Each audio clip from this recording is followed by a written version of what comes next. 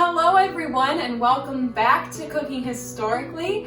As usual, I'm your host Marie and I'm coming at you again this week with a fall recipe.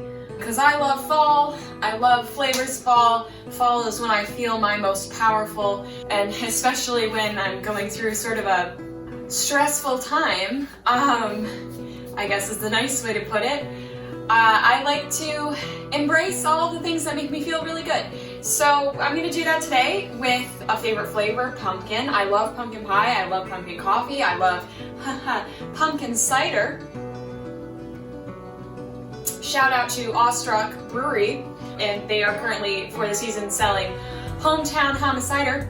Awestruck is local, it's in Sydney. They have wonderful, great food, the best grilled cheese you'll ever have, and they also have really wonderful ciders. The other one I love is Drop the Beat, so check them out. Give them your patronage during this tough time. So one of my favorite desserts is pudding, and there just so happens to be a pumpkin pudding recipe in Made Mine Pies. I was so ecstatic when I saw this recipe. I have been saving it for October and I'm so ready to make it, and I'm just so excited. Also, I'm excited to be back. I took a little week off. I don't know if anybody noticed, but I had a bunch of stuff going on. It's October, and for a college student like me, that means midterms. So that's what my life has consisted of mostly recently. So I took a little week off, but I'm back. So let's get to it.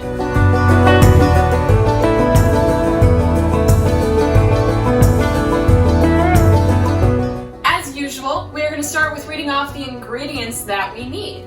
I'm just going to put a little disclaimer at the beginning of this.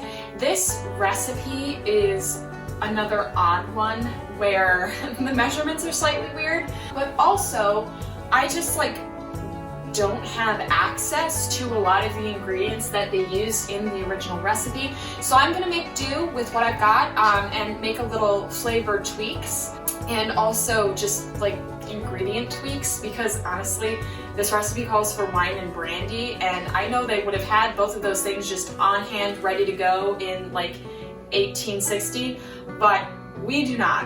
And I don't want to waste a good bottle of wine and a good bottle of brandy when they're probably not going to be used for something other than this recipe. So instead, I have flattened out a little bit of beer. I'm going to be using a darker ale in lieu of wine and brandy because I like the taste of it and I think it'll work fine. So I'm going to do that. So in the middle of my spiel, this orange thing decided to cry and cry and cry until I came and paid attention to him.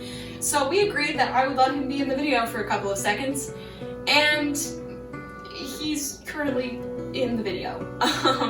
And then he'll stop crying, hopefully, and yeah, okay. Bye, Edgar. Okay, so back to our regularly scheduled programming. Back to listing the ingredients. So first off, we need 8 ounces of pumpkin.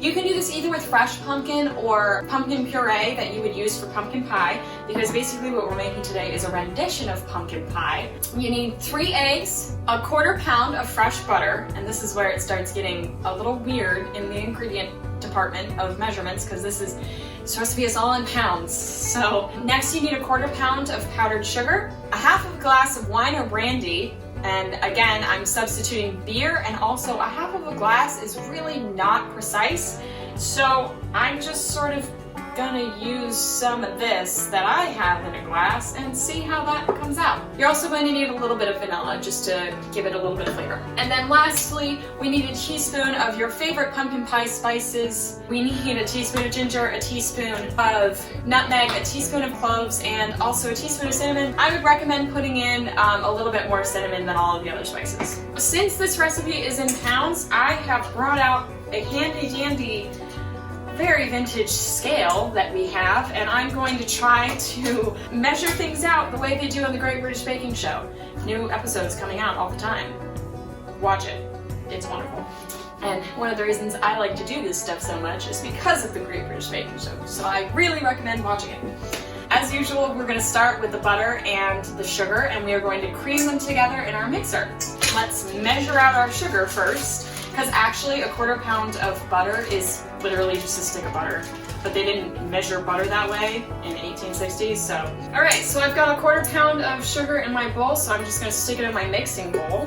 And then next, I'm just gonna put my butter into my bowl with my powdered sugar. My butter is room temperature because I find that that's always just the easiest kind of butter to work with. I don't think that melting butter in this case would probably be a good idea. So before you make this recipe, make sure that you leave out your butter for a little while just to make sure that it gets to room temperature. And now I'm just gonna mix this together till it's, as the recipe book says, light and fluffy. All right, now that I've got my butter and my sugar all creamed together, the next thing I'm going to do is add my spices to the butter, and I'm also gonna add my beer. So I'm just gonna add about a half of this glass that I have and hope that that works out. We'll see how it goes, and mix again. So now that I've got that mixed together, I'm just gonna add in a little bit of vanilla, and then I'm gonna beat together my 3 eggs. So the next step after you've beaten your eggs is you are going to start putting them into the general mixture that you've already got, and also alternating it with pumpkin. So a regular can of pumpkin, if you just use a can of pumpkin, is about 15 ounces, and you only need 8 ounces for this recipe. So I'm gonna use about half of the can, and I'm gonna alternate between the pumpkin and the eggs, starting with the pumpkin. And I'm gonna keep my mixer on while I'm doing this. As you're mixing together your final sort of rendition of your mixture, don't forget to preheat your oven to 350 degrees. All right, I have my mixture well mixed together. I'm just gonna take a sip of my pumpkin cider. And then I'm going to transfer our mixture from in here to a glass bakeable Pyrex bowl thing, because that was the best way I could think of to bake a pudding. So I'm just going to transfer my mixture over to my bowl. Ooh, it tastes really good.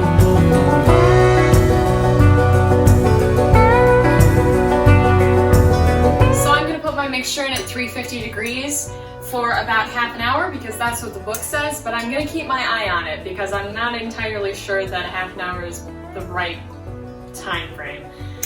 So see you back in a bit.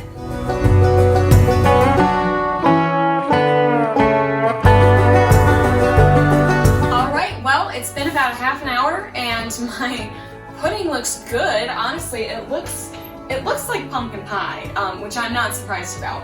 So I'm just gonna take it out of the oven now. All right, so here's my pumpkin pudding. It really does look like dark pumpkin pie, and it's still a little jiggly in the middle, which is good. So that's it. That's how you make pumpkin pudding from the Made 9 Pies cookbook. Thanks everyone for watching again this week. It was nice to be back and making more goodies for you all, and I'll see you next week.